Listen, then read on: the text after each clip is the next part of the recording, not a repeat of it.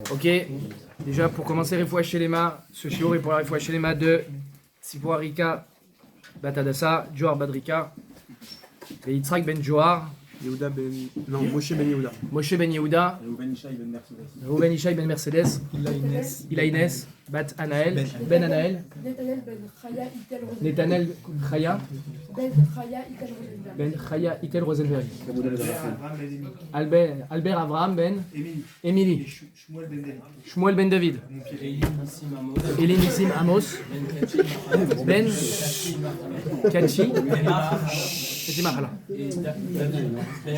David Ben Étoile Maman, Kamouna Badrachel. Est-ce qu'il y a des Lilou Nishmat? Il y a Rod Badu Hanan, Richard Sonigo, David Richard Sonigo, Edel Levana, Bat Simcha. Refoua Shelema, Aaron Ben Moshe. S'il vous plaît. Ben Eliyahu. Ben Eliyahu. Très bien.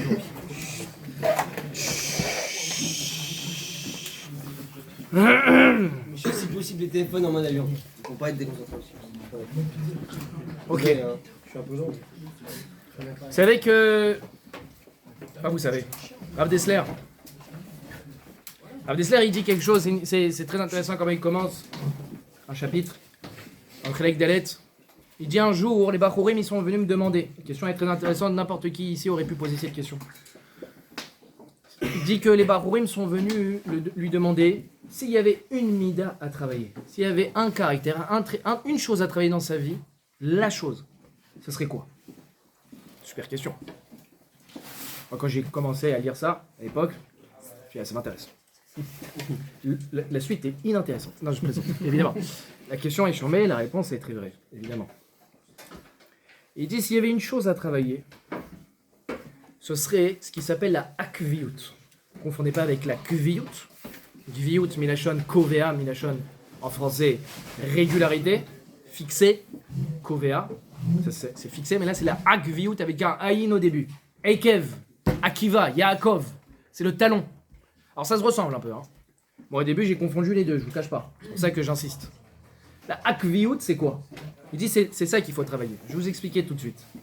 La akviyut, vous allez voir, dès que vous allez le savoir, vous allez me dire pourquoi tu nous l'as dit, c'est gênant.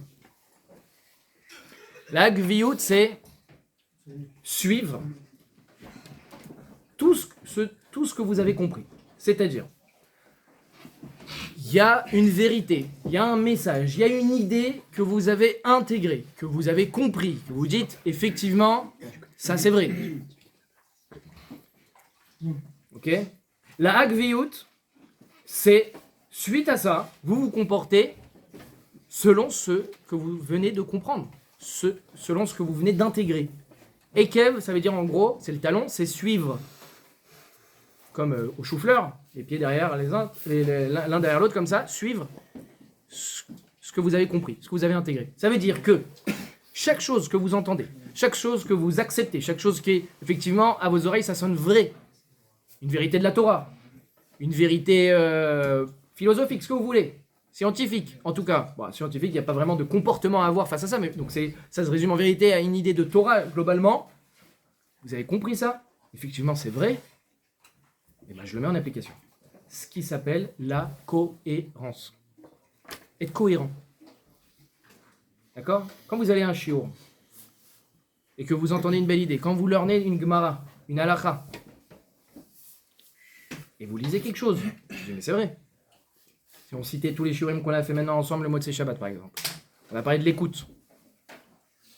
Ça veut dire quoi l'écoute? Shmiat haozen. Être attentif à ce que j'entends. Le monde, il va tellement vite que même ce qu'on entend, hop, ça rentre dans une oreille, ça sort par l'autre. Ça peut être une remarque, ça peut être un message. Ça peut être, je vais à un chiour, je suis plus intéressé par ce que je sais plutôt que par ce que j'entends. Donc, forcément, réflexe, je dis tout ce que je sais. Ah, Rav, ce que vous avez dit, c'est dans Tosfot, Babakama.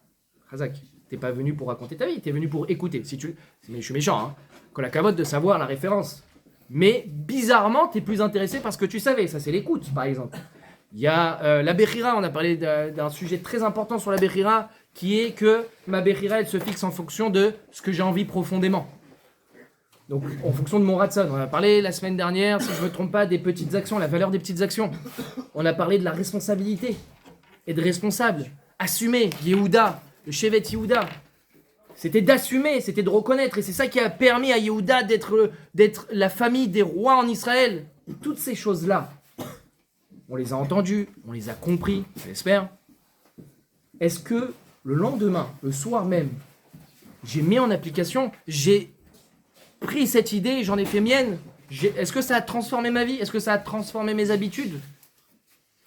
On est tous comme ça. Hein. Malheureusement, on est transcendé sur le coup, et puis le lendemain, c'est oublié. Et bien c'est pour ça que Rav Dessler a dit s'il y avait une idée, une chose à travailler, qui béhémet changerait les choses dans notre vie, ce serait la Hakviyut.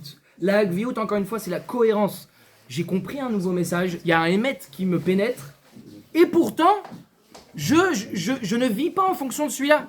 C'est quand même incroyable. Comment ça se fait que on t'a dit, je donne un exemple très brut et très bête, on m'a dit il faut être Iré Shamaïm, il faut avoir peur du ciel. Bon là on n'a pas compris, mais on a compris ce que c'est, boum, j'explique. Comment ça se fait que le lendemain, t'es pas gêné de faire quelque chose qui est contre l'Irat Shamaïm? Comment ça se fait? La veille, ah ouais purée, il avait raison. Ah ouais purée, c'est une idée très forte. C'est vrai que je peux pas faire ci et ça.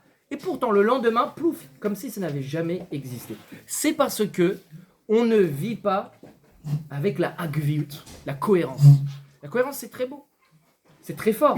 C'est une chose qui peut permettre à l'homme de béhémet changer.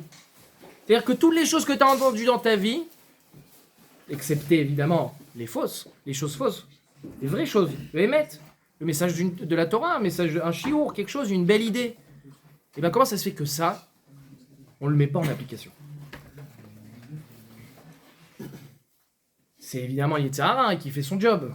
Sur le coup, t'es ému, sur le coup, t'es secoué, t'es transcendé. Et le lendemain, c'est passé comme une gentille caresse sur le corps et c'est fini. C'est déjà oublié. Hop, aux oubliettes.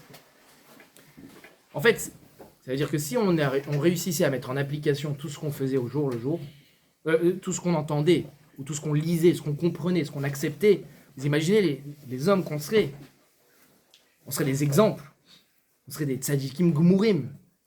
Et pourtant, un des jobs du Yetzirah, c'est de réussir à faire passer ça comme ça, de faire vite oublier. Sur le coup, t'es ému, sur le coup, t'es touché. Ah oui, il avait grave raison, magnifique, t'as vu ce qu'il a dit, tac, tac, tac. Et on a tous eu un chiour où ça nous a transpercé. Parce qu'en fait, comme par hasard, ça parlait Bédiouk, par exemple, d'un problème qu'on avait, et le chiour, c'était Bédiouk, ce qu'il fallait qu'on entende. Et il dit, trop fort, incroyable, magnifique, boum, boum, boum. Mais le lendemain, il n'y a plus rien. Il n'y a plus rien. Alors, une technique, par exemple, pour ce genre de problème. Parce que le problème, encore une fois, c'est que ça rentre et puis ça passe. Sans gêne, sans émotion, sans rien, sans problème. Une technique, c'est à la sortie du chiour. En fait, à la sortie du chiour, il faut déjà avoir un truc qui va matérialiser le chiour. Parce que là, c'est des paroles. Là, ça rentre au niveau des oreilles. Et quand est-ce que ça va rentrer au niveau du maasé, au niveau de votre être profond? Qu'est-ce qui fait que maintenant, vous allez, au lieu de agir comme ça, vous allez agir comme ça? Eh bien, la meilleure façon, il n'y a pas 36 000 solutions, la meilleure façon, c'est à la sortie du chiour, vous savez déjà sur quoi vous allez matérialiser l'idée que vous venez d'entendre. Je reviens sur l'exemple du chiour qu'on avait fait sur l'écoute, la Shmiat Haozen. Donc, dedans, on a parlé de les critiques. Quelqu'un qui me fait une critique, bizarrement, mon réflexe, c'est toujours de mal réagir, dans le sens où quelqu'un il me dit, tu sais, là-dessus, t'as pas été très fin, très poli. La personne a pris le temps de vous dire une remarque. C'est pas pour lui, hein. Je parle pas d'un gars qui explose et qui vous rentre dedans n'importe comment. Je parle d'un gars vraiment.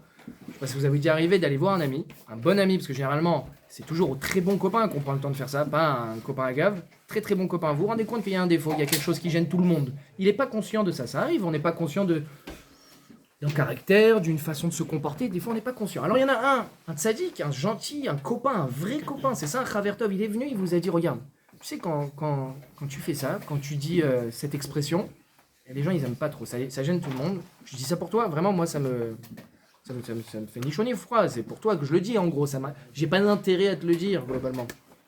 Et souvent on réagit, n'importe quoi, mais en fait, ou bien non, sans s'énerver, même on dit non, mais tu sais, en fait je dis ça parce que c'est un délire, parce que. Et en fait on trouve une réponse. Et à ce gars-là, on a envie de dire, bah super, t'as une réponse. Donc globalement, c'est-à-dire que tu vas pas changer. Dommage. Moi, tes réponses ne m'intéressent pas. J'ai pas envie que tu te justifies. Moi, je te dis ça, c'est une info, c'est une information. Je me dis, ça va sûrement t'intéresser parce que c'est quelque chose qui gêne tout le monde. Et t'as pas envie de gêner tout le monde, évidemment. Je me dis, ça t'intéresse. Mais non, vraiment, ne te justifie pas, ça me gêne. C'est pas pour moi, c'est vraiment, tu me dois rien. Moi, j'ai fait ça pour toi. Et donc, pareil. Donc, dans notre exemple, c'est ça. Et donc, dans le shiur, voilà, on dit ça. Est-ce qu'à la sortie, donc à la sortie du shiur, pardon, une chose qu'on peut prendre, qu'on peut se dire, je vais concrétiser ce shiur pour pas qu'il tombe aux oubliettes, parce que c'est vrai, le shiur, c'est vrai, c'est dommage de passer à côté des remarques qu'on peut entendre, même celles de nos parents, hein, entre parenthèses, sans vouloir offenser qui que ce soit, nos parents peuvent quand même nous faire des remarques qui sont pour notre bien. Et nous, en général, on rentre dedans. Enfin, je suis plus à la maison personnellement, mais c'est vrai qu'on a le réflexe, que ce soit à l'adolescence, dans la jeunesse, nos parents, ils comprennent rien, ils nous saoulent, je sais pas. Au pire, ils se trompent. Tu prends pas, tu vois. Pourquoi t'as besoin de répondre, pourquoi t'as besoin de t'énerver, pourquoi forcément c'est faux, pourquoi pas. C'est dommage. Alors, à la sortie du shiur, vous lui dites, bah, c'est vrai, à partir de maintenant, quand quelqu'un prend le temps, vous verrez, c'est pas souvent, hein, que quelqu'un vient prendre le temps de nous faire une remarque, c'est pas souvent, parce que ça vaut de l'or. Ça vaut de l'or une remarque d'une personne. Peut-être elle est fausse, encore une fois, hein, mais peut-être qu'elle est vraie. Et si elle est vraie, bah, c'est magnifique. Il vous a révélé quelque chose que vous vous rendiez pas compte. D'accord ? Les gens ne prennent pas le temps de se dire les choses. Et ça se comprend. On n'a pas envie de passer un mauvais quart d'heure. Donc, à la sortie du shiur, vous vous dites, bah maintenant, si quelqu'un vient me faire une remarque, que ce soit le prof, que ce soit mon patron, que ce soit mes parents, que ce soit un ami, ma femme, ma soeur, mon frère, je prends le temps d'entendre. Je ne lui réponds pas. Et moi, de mon côté, je réfléchis. Si je trouve que c'est faux, je jette à la poubelle. Si je trouve que c'est vrai, j'ai gagné un super conseil. J'ai gagné une super remarque. C'est vous qui êtes gagnant. Un exemple, ça c'est la Hagviut. Mettre en pratique. Vivre avec le Emet qu'on a compris. Vivre avec les choses qu'on a entendues et réussir à les mettre en application. Ça change une vie. Évidemment que ça change une vie. C'est mathématique. Encore une fois, je répète, Mechila de me répéter. Si nous mettions en application tout ce qu'on a entendu, tout ce qu'on a compris au fur et à mesure des shiurim, au fur et à mesure des chavrutot qu'on a fait, ou des livres qu'on a étudiés, on serait des tzadikim gomourim. La chose qui fait que on ne change pas, c'est qu'on n'est pas ekev. On ne travaille pas sur cette hagviut. Hagviut, cette constance, cette cohérence. Être cohérent avec son émet. Tu as compris quelque chose et pourtant tu fais l'inverse. Tu es incohérent. Tu as compris quelque chose, pourquoi tu ne changes pas ? C'est facile à dire, c'est difficile à faire. Encore une fois, c'est parce qu'on est très vite plus sensible au message. Encore une fois, c'est ce Yetzirah qui fait que, à tout prix, il ne faut pas que ça te touche, il ne faut pas que ça te change, il ne faut pas que ça te traverse. Alors sur le coup, En Malasot, ça te transperce. C'est une belle idée. Peut-être que là, ce que je suis en train de vous dire, vous dites, c'est vrai, il a raison. Pourquoi je ne suis pas comme ça ? Mais vous verrez, à la sortie du shiur, vous serez déjà en train de parler du lendemain. Ça ne nous accompagne pas. Et ce n'est pas un reproche que je vous fais, c'est un constat que je fais avec moi-même. Quand je lis quelque chose, quand j'entends quelque chose, est-ce que je change immédiatement ? Et il y a un Rav qui m'a donné une fois un magnifique conseil. Et ça, c'est plus globalement dans le Learnen, dans l'étude de la Torah. Il a dit comment réussir à savoir si Béhémet, la Torah, tu la vis. Parce que souvent on dit mais comment je vais changer, comment tu me parles de l'imoud Torah, de trucs, en fin de compte c'est des Gmarot, en fin de compte c'est des... Alors les halachot on peut comprendre, c'est des lois, on m'a dit qu'il faut faire Netilat Yadayim le matin, alors je fais Netilat Yadayim le matin. Donc ça c'est un changement technique, il faut mettre les tefilines, je mets les tefilines. Et comment je change en tant que juif, en tant qu'être humain ? Il a dit, eh ben tu peux faire un bon test. Quand tu fermes ta Gemara, tu penses à quoi ? Ça veut dire que, par exemple, le matin ou dans votre vie, dimanche, après-midi, vous avez une chavruta. Shabbat, vous avez une chavruta. Vous avez un shiur. À la sortie du shiur ou à la sortie de la chavruta, vous fermez votre livre. À ce moment-là, vous pensez à quoi ? Est-ce que vous pensez encore au shiur ou vous pensez à la suite ? Bah là, j'ai foot avec les potes. Bah là, j'ai pizza. Bah là, j'ai école. Bah là, il faut que je pense aux courses. Ce que vous voulez, je sais pas, les courses, ça vous parle peut-être pas trop. Le ménage non plus. Moi non plus. Ce que vous voulez. Dites-moi un exemple, s'il vous plaît. Ma femme, elle voit les vidéos. Et c'est un mea culpa que je profite de faire. Chérie, montre-moi où est la cuisine, s'il te plaît. Si tu veux que je t'aide. Ce qui est sûr, c'est qu'on a emballé. Je me doute qu'on a emballé. Alors, je me permets de faire des blagues dessus parce que je fais le ménage. En l'occurrence, mais je parlerai pas de la, je parlerai pas de la cuisine parce que mettre des pâtes dans une casserole, je ne sais pas faire. Ça, c'est vrai. Par contre, bol de céréales au lait, ça je gère. Combien de lait, combien de céréales, cuillère, pas fourchette, ça marche pas. Alors moi, je mets d'abord les céréales. Et les gars, c'est une massorette, hein, j'ai reçu ça de transmission de mon grand-père, de mon père, grand-père, arrière-grand-père. Une famille où on cherche encore la cuisine. Bon. En tout cas, pourquoi je vous disais ça? Les céréales. Les céréales, et oui. Ça, David, je me doute que tu sais, mais non, juste avant les céréales, s'il te plaît. Ah oui, donnez-moi un exemple. Un exemple de... Vous sortez d'un cours, vous pensez à quoi? Business, par exemple. Business. Voilà, très bien. Pensez au business direct. Comment faire de l'argent? Très bien. Comment ça se fait? Le chiour, il vous a transpercé. Le chiour, c'est vrai, il était vrai, le chiour, il était bien. Le rave, il était... même, il faisait des petites blagues sur les céréales. Chambé. Donc, il nous captive grâce à ses blagues. Bonne technique. Razak continue comme ça. Et en même temps, l'idée est vraie. Mais, pourtant, je ferme, je me lève. Eh frérot, t'as investi dans quoi? Donc, comment ça se fait? Ça montre que cette Torah-là ne fait pas partie de toi.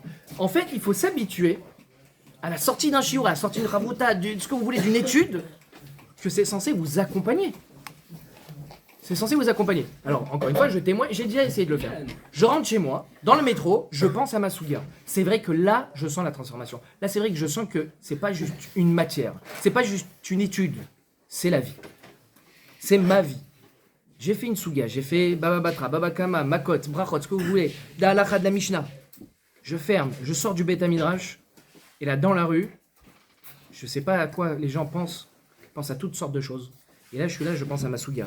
Donc la marque de Rabbi Yochanan Resh Lakish, ça parlait de quoi? Et hop, et on reprend. Et Tosfot. Et là, je trouve des questions que j'avais pas en tête. Et boum, boum, boum. Et je suis arrivé chez moi, la Torah m'a accompagné. Et en fait, ça devient ma vie. Et là, et quand ça devient ta vie, alors là, c'est la gviout, c'est la cohérence. Parce que tu as compris quelque chose, ça t'accompagne. Vous voyez ce que je veux dire? T'es dubitatif? Tu fronces les sourcils, ça va? Comprenez? Donc c'est ça c'est un bon mifran, c'est un bon contrôle que vous pouvez vous faire, un bon test. Quand vous êtes allé à un shiur, là ce soir, on va finir dans quelques instants. Je vous ai dit ça va être plus court. Blinéder, ça fait que 17 minutes. On va finir dans pas très tard. Mais à la sortie du shiur, à quoi on pense? Qu'est-ce qu'on change? Qu'est-ce qu'on met en place pour devenir un autre homme? Pour grandir, pour continuer à grandir. Très bien. Maintenant, il y a une phrase magnifique, incroyable, transcendante, de Rav Saadia Gaon, un des Géonim, un des plus grands Géonim. Parce que, il faut essayer de se définir en fin de compte. Qu'est-ce que c'est notre vie? Alors, en 2025 aujourd'hui, ouais. C'est quoi la vie? Donc voilà. Donc là vous allez à droite, maintenant écoutez bien la gauche. Je dirai jamais cette phrase. Écoutez toujours la droite. Et je fais pas de politique. Non, écoutez bien. La vie, Rav Saadia Gaon, il l'a dit. Alors, il l'a pas dit sous forme de vie, mais c'est l'idée. Il a dit En umatenu uma ela betorata.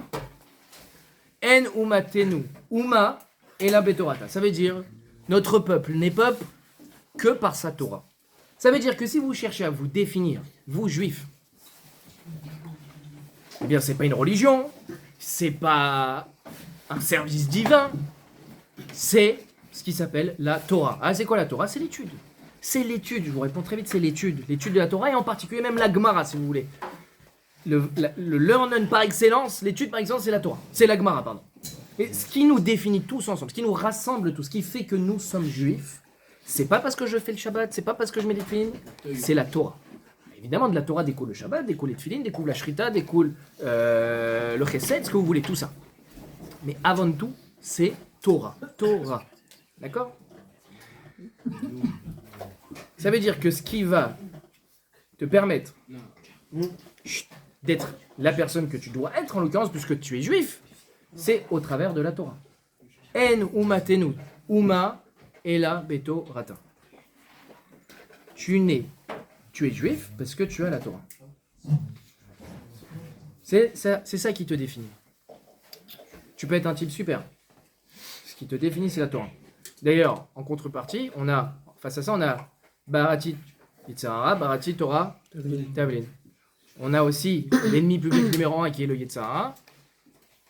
C'est quoi le remède? Le seul et unique, on n'a pas dit autre chose, c'est la Torah. Torah Tavlin. C'est-à-dire que quelqu'un qui dit, moi, j'ai trouvé d'autres solutions pour lutter contre toutes mes tentations, eh bien, toute sa vie, il sera dans l'erreur. Il y a un remède. On te dit, je sais pas, la fièvre, c'est le Doliprane. Alors, tu peux prendre autant que tu veux de la cortisone sur les mains, ça ne changera rien. C'est le Doliprane. D'accord? Il n'y a pas autre chose. Tu as mal au ventre, c'est du Spasfon, par exemple. Prends autant que tu veux du Xanax, ça ne va pas solutionner ton problème de ventre. Eh ben, tu as un Yitzhara qui te fait du mal, qui te fait oublier, qui te fait passer outre toute ta Torah, qui te fait, hop, te sépare, dissocie ta vie à ta Torah. La solution, c'est la Torah. En fin de compte, plus et encore plus. C'est changer son mode de pensée, changer son mode de vie. D'accord? Et quelqu'un qui me dit, mais je sens pas, mais je vois pas, je truc, il faut goûter, il faut avancer, il faut faire. Et c'est la répétition, et c'est la akviyut, qui revient aussi à la gviyut, la régularité, constamment. Quelqu'un qui, à droite, à gauche, fait, ne change pas. Quelqu'un qui fait des études à droite, à gauche, il changera rien. Il aura fait un peu de compta, il aura fait un peu d'études de lettres, il aura fait un peu de, comment ça s'appelle, la PAC, il aura fait un peu de business, un peu de trucs, ce que vous voulez, droite, gauche, boum, boum, boum. En fin de compte, il a 30 ans, il a rien. C'est la régularité. Régularité, ça c'est un conseil dans la vie en général. Tu veux changer, être régulier. Tu as du mal à te lever le matin, 40 jours lève-toi à l'heure, tu verras qu'après ça se fait tout seul. Régularité. Ça peut pas être, allez, pendant une semaine je me chauffe et c'est fini. Non, c'est la régularité. Être régulier, la gviyut. D'accord? Et grâce à la gviyut, on peut espérer intégrer un peu plus de akviyut, de cohérence avec ce qu'on a compris, avec la réalité des choses.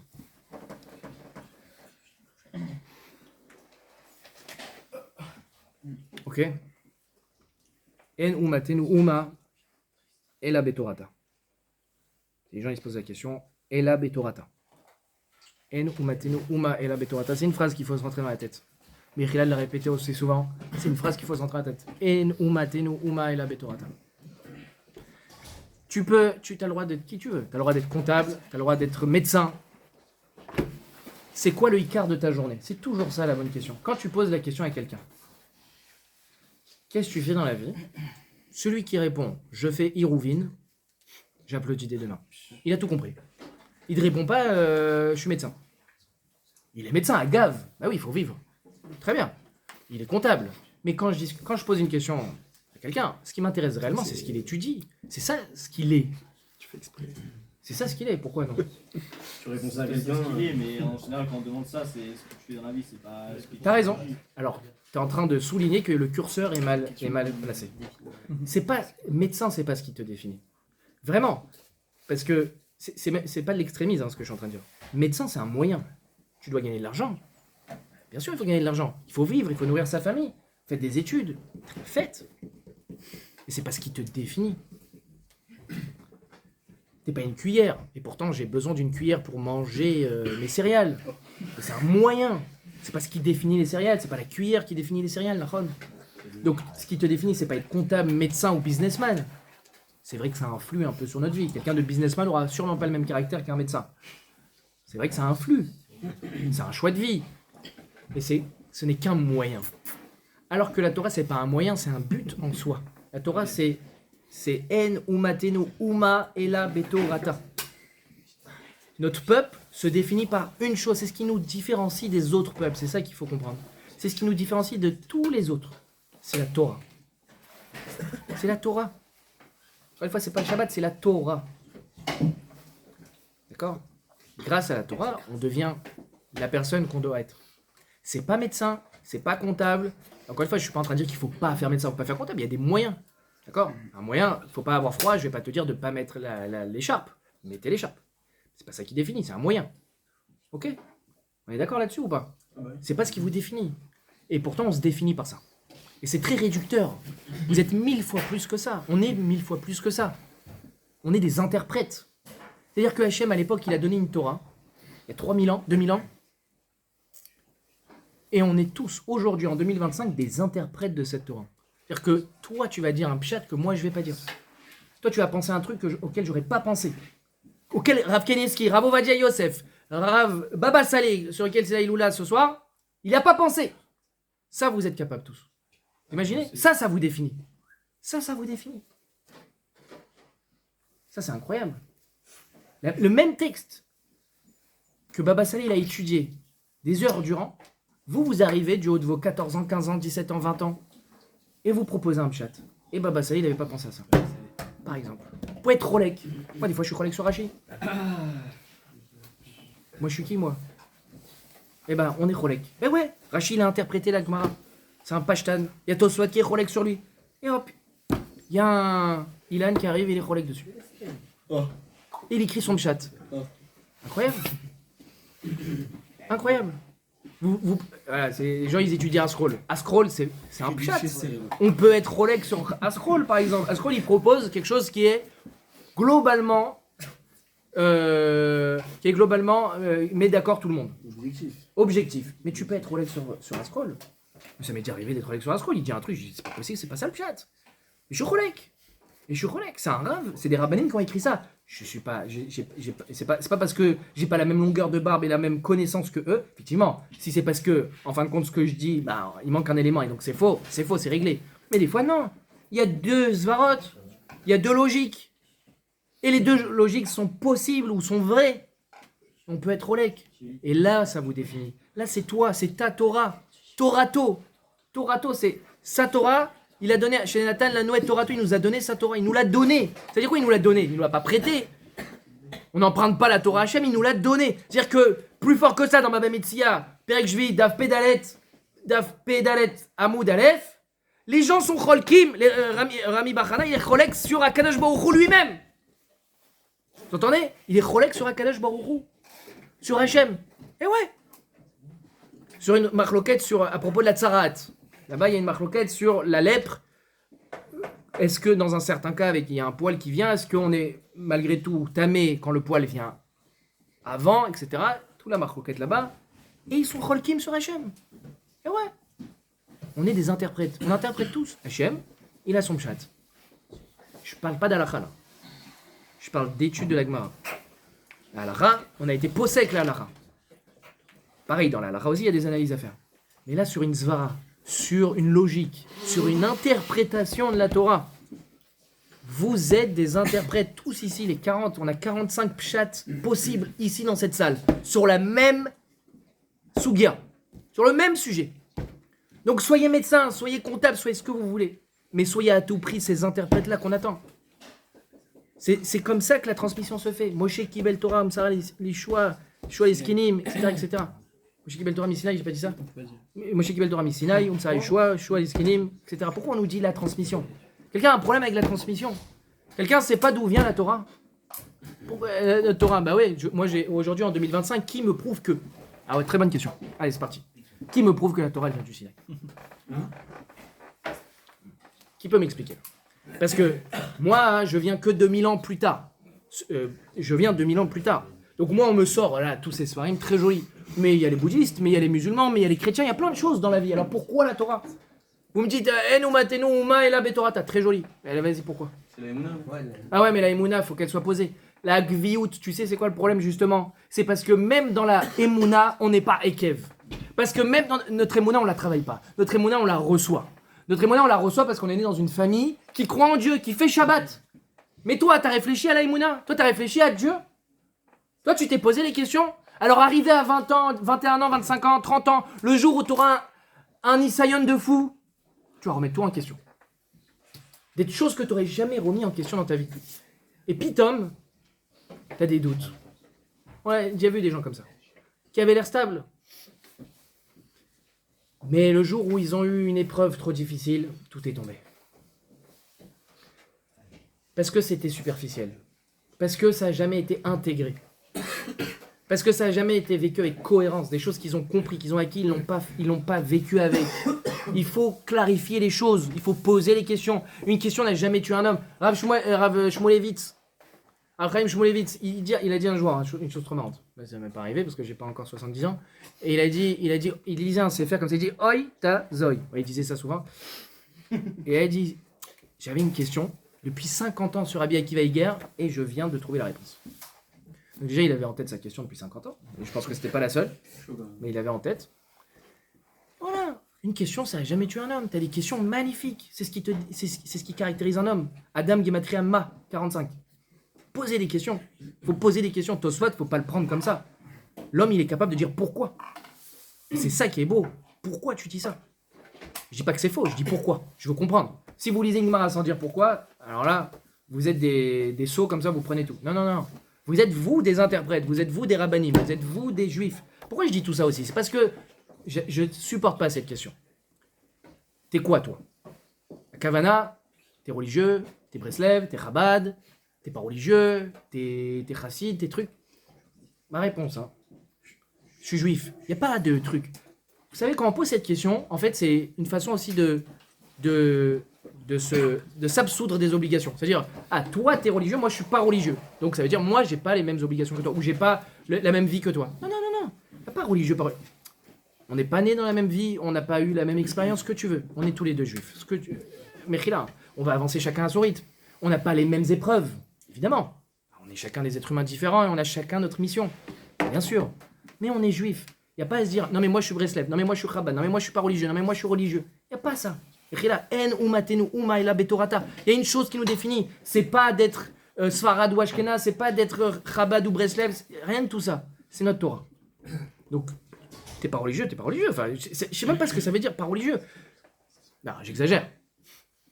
Il y a plus, il y a moins, mais c'est parce qu'on n'est peut-être pas né dans les mêmes choses, on n'a pas eu le même début, mais ça c'est Hachem qui a géré. Mais Hachem, il t'attend en tant que juif comme tous les autres. Alors, si quelqu'un il a appris à 40 ans, comme Rabbi Akiva, qu'il était juif, ou en tout cas qu'il y avait une Torah intéressante, eh bien évidemment, il ne va pas le juger sur les 40 ans d'avant. Parce qu'il ne connaissait rien, parce qu'il ne savait pas, il n'a pas eu la chance de connaître. Un jour, il a rencontré sa femme Rachel, Rabbi Akiva, à 40 ans, qui lui a ouvert les yeux, qui lui a dit « Pourquoi le soleil il est jaune? Pourquoi la terre elle est ronde? Pourquoi les haricots verts ils ont tel goût ?» Il dit « C'est vrai, c'est des bonnes questions ça. » Eh ben, dis-moi la réponse. Elle dit, si tu veux la réponse, tout est dans la Torah. Hein. Ah ouais? Parce que Rabbi Akiva était quelqu'un de très intelligent. Il gérait la société, une énorme société, celle de Kalba Saboua, qui était un très grand richard, son futur beau-père. Mais pour l'instant, c'est pas encore son beau-père. Et voilà. Mais par contre, il détestait les religieux. Il détestait les rabbanim parce qu'il pensait qu'ils se prenaient pour des gens, waouh, qui cherchaient à embrouiller. Rabbi Akiva, c'était quelqu'un vraiment de chacham. Il avait un bon sechel, un bon cerveau qui fonctionnait très bien. Et il disait, et les rabbanim, et tout ça, c'est du folklore. Ils font joli, waouh, ils donnent des svarot, des trucs, tatata.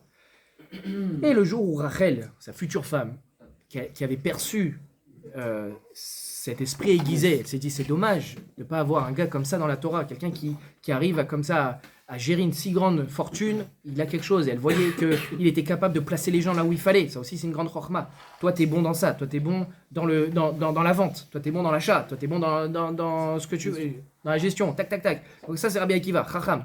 Et là, elle l'a comme ça, elle a titillé avec des questions. Et comme Rabbi Akiva, ça l'intéresse, parce que c'est un esprit intéressé, curieux, eh bien il a commencé. Elle a dit, bah regarde, on va se marier, et tu vas aller à la yeshiva. Et il a commencé Aleph, Bet, Gimel, Dalet.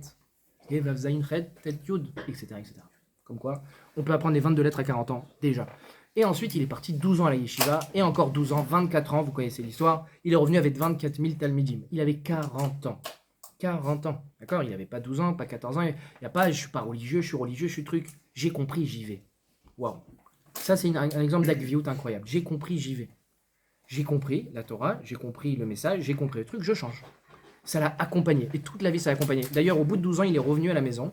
Et il entend à travers la porte. Il entend sa femme dire, il y avait une copine à elle qui lui demandait, dis-moi si ton mari, là, il arrivait, là. Tu lui dirais quoi? Ça fait 12 ans que vous n'êtes pas vus. Et elle lui dit, je lui dirais de retourner pour encore 12 ans. Rabbi Akiva, il n'a pas toqué à la porte. Il est reparti pour 12 ans. Et c'est pour ça qu'on dit, il n'a pas fait 2 fois 12 ans, il a fait 24 ans. La Ritzifout, la Gviout, régularité, 24 ans. Il ne s'est pas stoppé au milieu des 12 ans. Il est revenu, et pourtant, il n'a quand même pas vu sa femme, il est reparti direct. Je voudrais vous parler d'un dernier point. Je vous ai parlé, en fait, un peu, ce soir, c'est un petit peu waouh. Parce que je voulais parler de la Torah. Mais en même temps, la Torah, j'ai pas envie de la définir, j'ai pas envie de la truc. C'est comme le vin, c'est comme les chips, c'est comme la pizza. Il faut y goûter pour connaître le goût, d'accord? Mais sachez une chose. Si vous sentez un manque de goût dans les mitzvot, vous mettez les tefilines. Yehuda, la vérité, je sens rien quand je mets les tefilines. Il faut goûter, il faut y aller, il faut truc. Je sens rien. Ça me change pas, ça me transcende pas. Je mets les tefilines parce que mon père il m'a dit de mettre les tefilines. Mais je sens pas grand chose. Je mets les tzitzit, ça me change pas. Je le sens pas. J'ai aucun goût à cette mitzvah. Je le fais parce que quand même, J'ai un peu dit Ratchamaïm, il faut le faire, Baruch Hashem, on le fait, c'est très bien, mais j'ai pas de changement. Et ben sachez, parce que c'est bientôt tout Bishvat, je vous dis ça. L'homme, il est comparé, la mitzvah, déjà avant de parler de l'homme, la mitzvah, elle est comparée à l'arbre, avec les racines, avec le tronc, avec les branches. Vous savez qu'à la création du monde, l'arbre, il avait le goût du fruit. Etsperi oseperi. C'est un passage pour dire que l'arbre avait le même goût que le fruit. C'est-à-dire qu'à l'époque, vous pouviez aller dans la rue et hop, taper un croc dans l'arbre. Dans le tronc, directement, pas dans le fruit. Directement dans le tronc. Oh, un petit bananier, boum, banane. Petit pommier, boum, pommier. Pomme. Un petit kiwichier. C'était pour qu'on me reprenne sur comment dire un kiwichier. Voilà, tout le monde a oublié, évidemment. Comme par hasard, coïncidence dont je ne crois pas. Donc, eh bien, ça avait le goût du kiwi. Magnifique. Sauf qu'aujourd'hui, allez taper un croc, vous cassez les dents. C'est de l'écorce. Pas du tout le goût. Hein. Comment ça se fait? Parce que la terre, elle s'est révoltée. La terre, elle a dit nein en allemand. En allemand. Elle a dit nein. Je veux pas. Je veux pas que le tronc de l'arbre ait le même goût et le même goût que le fruit. Pourquoi? Bah, imaginez que vous pouviez aller prendre un tronc d'arbre. Je vous assure qu'au bout de une semaine, plus d'arbres, plus de fruits. Ah ouais. Tu peux manger l'arbre. Ben, il n'y a plus d'arbres. Et donc, il n'y a plus de fruits. Et donc, il n'y a plus de graines. Et donc, c'est fini. Les espèces de fruits, donc qui viennent de l'arbre, c'est fini. Donc, aujourd'hui, plus de bananes, plus de pommes, plus d'oranges. Somme atomique. Bon, il y a de la pizza quand même. Mais quand même. Sur les arbres. Hein? Ça pousse sur les arbres. Non, justement, il y aurait de la pizza quand même. C'est ça que je dis. Sauce tomate. Sauce tomate, c'est pas sur les arbres. La tomate, oui, mais c'est le sol, ça. Bon, on fera un cours de botaniste un jour. Mais en tout cas, plus d'arbres. Alors la terre s'est révoltée. À juste titre, a priori, ça a permis qu'aujourd'hui, il y ait des fruits. Très bien. Mais non, super. Justement, cours de botanie, magnifique. Maintenant, à quoi ça nous sert, ça? Si je vous dis que l'arbre dans la Torah représente les mitzvot, c'est-à-dire que dans chaque arbre, chaque mitzvah, il y a plein de ramifications. Elle tire racine de la Torah, le tronc c'est la mitzvah elle-même, les tefilines, et dans les tefilines, il y a plein de branches, c'est-à-dire plein de ramifications, plein d'études, plein de marloquettes, plein de pirouchim, plein de trucs. Ça part dans tous les sens. Mais dans la mitzvah elle-même, le tronc n'a pas de goût. C'est-à-dire que le projet de base, c'était que les tefilines, quand vous les mettez, ça avait du goût. C'était un kiff de mettre les tefilines. Comme le tronc. C'était pas le résultat des tefilines qui était un kiff, pas les fruits qui en sortaient, mais la mitzvah elle-même. Je vous donne un exemple. Il y a 3 mitzvot. Et je vous préviens, il y en a une que j'ai oubliée. Il y a 3 mitzvot dont la mitzvah elle-même donne du goût. Nous fait kiffer. La première, Shabbat. Shabbat, c'est la mitzvah du Shabbat qui nous fait kiffer. Parce que c'est quoi la mitzvah de Shabbat? C'est de kiffer. Onek Shabbat. Onek Shabbat. C'est de kiffer. Hachem, il te dit, je veux que Shabbat, tu kiffes. Des bons repas, des belles chansons, se retrouver en famille, mettre de côté toute la superficialité de la vie, de tout ce qui est interdit, tac, tac, tac. Et comme ça, on se rapproche des bonnes choses, des vraies choses. On veut que tu manges bien, on veut que tu chantes, on veut que tu ailles à la choule, la communauté, tous ensemble, magnifique. Donc la mitzvah de Shabbat, par excellence, c'est le Onek. Il y a la Tzedaka qui t'enlève un tsa'a ou qui te procure un plaisir. Et la troisième, je l'ai retrouvée il n'y a pas longtemps, mais j'ai oublié, si ça me revient, je vous dis. Et donc, là vous voyez, la mitzvah elle-même, c'est un kiff. Shabbat, c'est censé être un kiff. Si vous n'avez pas de kiff, il faut y travailler. Normalement, c'est censé être un kiff. Mais les tefilines, bof, je n'ai pas de délire avec les tefilines. Quand je mets les tefilines, ça me nourrit pas, enfin, je sais pas. Mais c'est ça tout le Inyan. Je pars sur quelque chose d'autre là, un petit peu. Mais c'est ça tout le Inyan. De base, les tefilines, c'était comme Shabbat. Tu kiffais mettre les tefilines. Mais le problème, c'est qu'à force, ça devient plus la mitzvah d'Hachem. Ça devient ta mitzvah. En fait, pourquoi tu mets les tefilines? Parce que toi, tu kiffes. Donc, au fur et à mesure, tu confonds la raison pour laquelle tu mets les tefilines avec ta propre volonté. Pourquoi tu mets les tefilines? Parce qu'Hachem, il te l'a dit. C'est simple, hein, comme réponse. Hachem, il te l'a dit. Il faut faire Retson Hachem. Maintenant, si c'est moi qui veux mettre les tefilines, au fur et à mesure, si je sens un kiff, peut-être qu'un jour, je vais dire, je kiffe mes tefilines, je les mets tous les jours, et hop, je kiffe de plus en plus, magnifique, ça me procure du kiff. Et je pense qu'il faut que les tefilines, elles soient dorées. Un beau doré comme ça, bien brillant, magnifique. Et tu n'auras plus des tefilines noires, tu auras des tefilines dorées. Tu vas plus les mettre carrés, c'est plus stylé rond, etc., etc. Tu vas mélanger. Et ça va devenir plus... Tu vas plus mettre les tefilines pour Hachem, tu vas mettre les tefilines pour toi, et tu vas tout transformer. Et ça, c'est non. Tu mets pas les tefilines pour toi, tu mets les tefilines parce que Hachem, il te l'a demandé. Et c'est- Shabbat, limoud, tout ça. Je crois que la troisième, c'est l'Imoud à Torah, justement. Voilà, c'est ça. C'est l'Ishma. Juste, on ne dit pas qu'il faut faire le ratson d'Hachem comme si c'était ton ratson à toi. Alors ça, c'est tout à fait. Il faut que ça devienne ton ratson. Et ça, c'est à terme. C'est-à-dire que si dès le début, mettre les tefillin, c'est comme boire du coca, tu n'auras jamais eu l'occasion de faire de ton ratson le ratson d'Hachem. C'est dès le début, c'est ton propre kiff. Mais il faut que, à force, ça devienne ton kiff de faire le ratson Hachem. Et ça, c'est les fruits. Ça, c'est le résultat de la mitzvah. C'est que, tachles, ce que je veux concrètement, c'est de faire le ratson Hachem, de faire la avodat Hachem. Donc ça, c'est un résultat. Et de réussir à prendre plaisir. Parce que tu as fait le ratson Hachem, ça, c'est un résultat. C'est les fruits qui sortent de l'arbre. Mais l'arbre lui-même n'a pas de fruits, n'a pas de goût. La mitzvah elle-même n'a pas de goût. Il faut travailler là-dessus.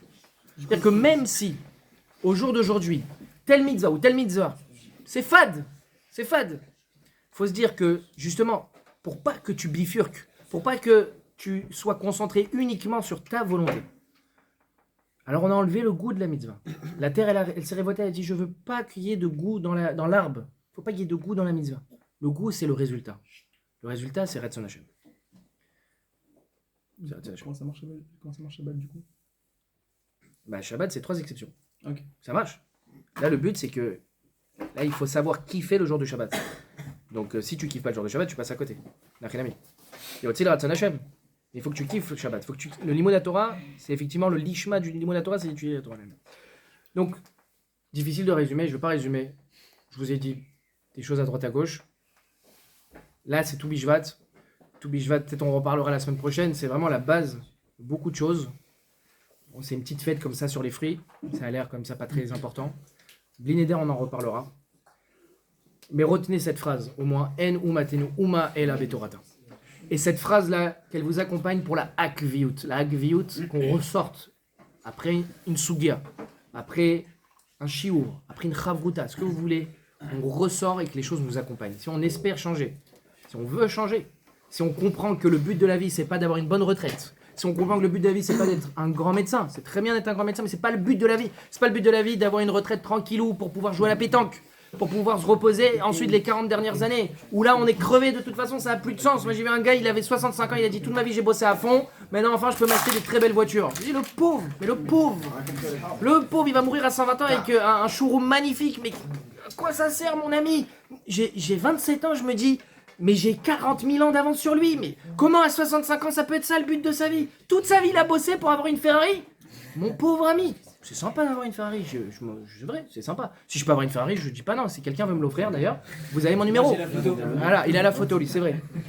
Mais c'est pas le but. Vous imaginez, sans la Torah, 65 ans, le but c'est d'avoir une belle voiture, une belle maison.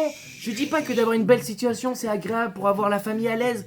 Je dis pas ça, je ne nie pas ça, évidemment. Mais je veux mettre le curseur au bon endroit. En umatenu uma ela betorata. C'est pas ela beferrari, c'est betorata. C'est vrai. Mais quand vous discutez avec un gars qui est âgé, qui a 70 ans et que son expérience de la vie, c'est d'avoir pu acheter des grands terrains de golf ou d'avoir des grandes sociétés, mais il n'y a rien derrière. Je te dis, t'es gêné même, j'ai pas envie de lui répondre à ce gars-là. Je suis gêné, j'ai pas envie de lui dire, mais alors c'est quoi la vie pour toi? C'est bof, c'est très bof. C'est nul. Il n'y a pas de fond, il n'y a pas de suite, il n'y a pas de réel investissement dans la vie. Vous comprenez? Devenir un homme, construire une famille, construire une relation avec sa femme profonde, être un gars respectable, être un gars, on se dit, ce gars-là, on peut compter sur lui. Des bonnes midotes, un vrai bal chesed, quelqu'un qui a les idées claires, quelqu'un de gentil. Même ça se perd. Avant, tout le monde était gentil. Aujourd'hui, pas tout le monde est gentil. Il y a des gens mais qui sont méchants. Aujourd'hui, ici, Baruch Hashem, non, pas du tout. Mais c'est vrai, il y a des gens qui sont... De base, normalement, tout le monde est gentil. La seule... Des fois, quand tu peux rien dire sur un gars, tu sais pas quoi dire, tu dis « Ah, il est gentil ». Au minimum, il est gentil. Et il y a des gens, mais ils sont même plus gentils. Je sais pas, enfin... Il y a des choses qui se perdent. Et bah... Voilà, travailler sur les vraies valeurs. À 80 ans, pouvoir parler des choses profondes, du fond des choses. Un Ferrari, Razak, j'ai pu me payer une Ferrari, bon t'as bossé dur, mais c'est pas ça la vie. Mais non, je parle avec un gars de 70 ans qui me sort une Suga, qui pam, je lui dis mais le gars il s'est jamais arrêté, et à 70 ans il est pas vieux, son cerveau il continue à tourner à 1000 à l'heure, il continue à produire, il continue à écrire des svarim. Rav Shleiman il a écrit Ayelet HaShachar, ou tous les plein de svarim, vous voyez, ils ont écrit ça à 70 ans, 80 ans, vous imaginez, produire encore des chokhmot pareils, et ça continue, et ça produit, et ça grandit, c'est extraordinaire. Et nous matenu uma ela betorata. Et vous inquiétez pas, Israël, Afilou Shechata, Israël ou un juif, même s'il a fauté, Israël ou il reste juif. Il y a pas, c'est fini pour moi, ça n'existe pas. Rabbi Akiva, il avait 40 ans. 40 ans quand il a commencé à apprendre le Aleph Bet. Ok? Dites-vous qu'aujourd'hui vous êtes dans des écoles juives. Ce que vous avez comme moyen, ce que vous avez comme l'avenir que vous avez devant vous. D'accord? Shavua Tov, Chazak Obaru, et Bezrat Hashem à la semaine Prochaine. prochaine.